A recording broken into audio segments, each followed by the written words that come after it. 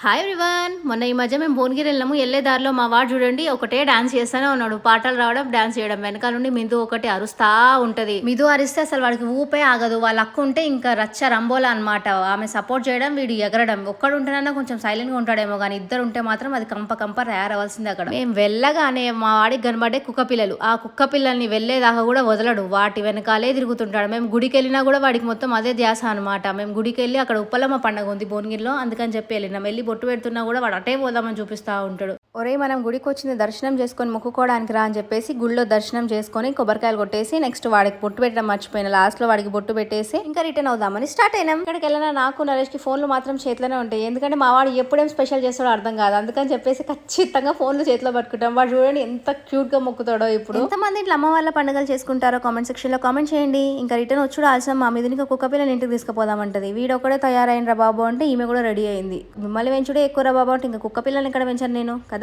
Bye.